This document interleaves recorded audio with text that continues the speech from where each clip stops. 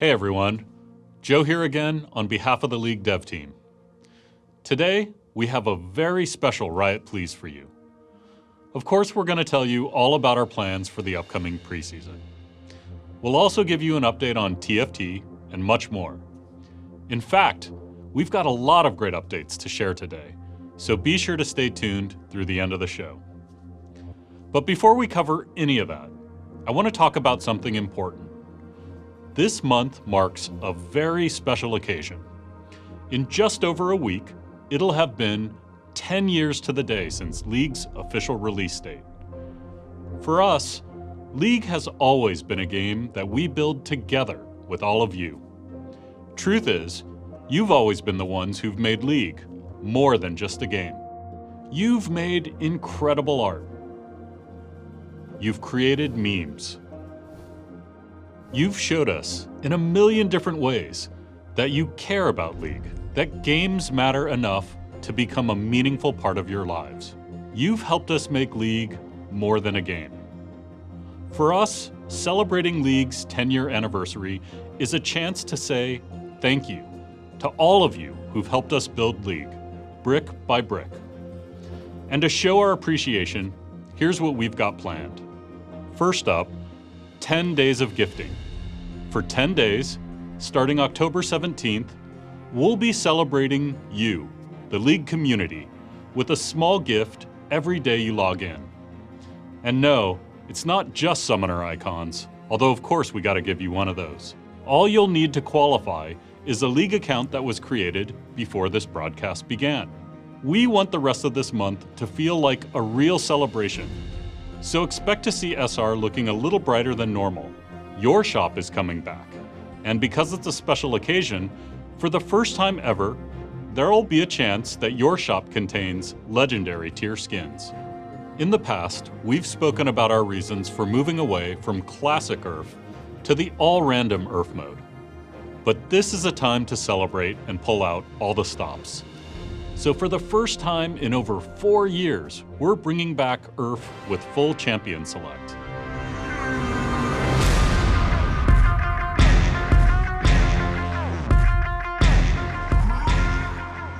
It'll be available from October 28th through November 8th, so you can keep the celebration going. Over the last decade, you haven't just helped make League a great game, you've helped make the world a better place. All the way back in 2010, you bought the URF Warwick skin, and together we raised money to save actual manatees. In 2011, after a devastating earthquake in Japan, you and Nurse Akali raised more than $160,000 for the Red Cross and provided relief to hundreds of thousands of people in need. The following year, you banded together and through the Jaximus skin contributed to the Make-A-Wish Foundation in honor of a League player named Joe. In 2017, we committed over $2 million from the proceeds from Championship Ash to 3 great charities that you voted for. And last year, with the help of Brian, a cancer survivor who helped us design the Darkstar Cho'Gath skin, you all raised over $6 million for 20 charities around the world. That's the power of the League community. When we come together, we can accomplish truly remarkable things all over the world, in all of the communities we're a part of. And we know there's a huge appetite out there to do even more. So today, we're announcing a new initiative called the Riot Games Social Impact Fund. This unique nonprofit will be the engine for our collective efforts around global social impact. Since establishing the fund earlier this year, we've already donated over $4 million to charities around the world. As a global game, we know it's important for you to choose which charities the money raised in your region goes to. And that's what this fund will make possible. Later this year, we'll be releasing Dawnbringer Karma, the first skin where all proceeds will go to the Social Impact Fund. On behalf of everyone at Riot, thank you for everything you've done. The good we can do together is just getting started. Okay, let's hear about what we've got planned for preseason. Hey everyone, Jess here. Before we get into preseason, I want to share a small announcement that'll make players in one particular part of the world happy. We know that there are many League players in the Middle East and North Africa who love League and have been playing on European and North American servers, and that we can do a better job of supporting them. We are proud to announce that we will be supporting these players by gradually offering all Riot Games products and services in Arabic.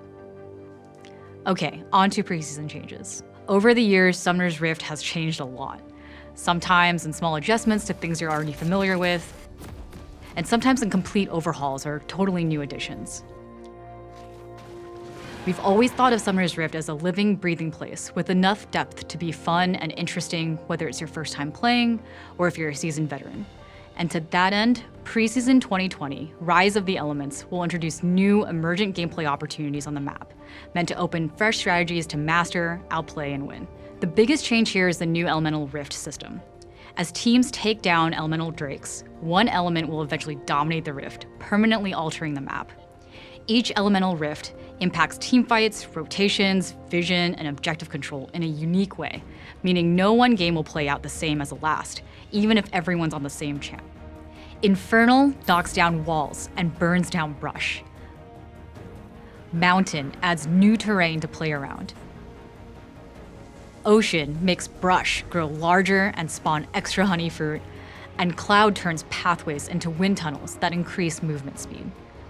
Elemental buffs are also getting an overhaul, with the final stack of each element offering powerful effects that aren't just stats. Plus, Cloud Drake should be more satisfying now that we've switched it to grant CDR on your ult. And don't worry, we're not letting Elder Dragon be one-upped by its younger siblings. When the game gets to Elder, we know the game's progressed pretty far. And to that end, we want to change the invisible parts of Elder buff into power that more clearly tells you to fight and push through to the end. Elder buff's keeping its burn effect, but instead of the large passive stat stick Elder currently gives, it'll now ground and execute against enemies below a certain health threshold. Dragons aside, we're also making a few map changes to add more outplay opportunities. Top and bot are getting new alcoves to shake up vision control and ganks. And we're adding some new brush by the blue buff river entrances. That's just the start of what preseason has to offer. We'll be publishing a dev blog shortly after the stream with more info on these changes, plus a ton of others we didn't have the time to get to here.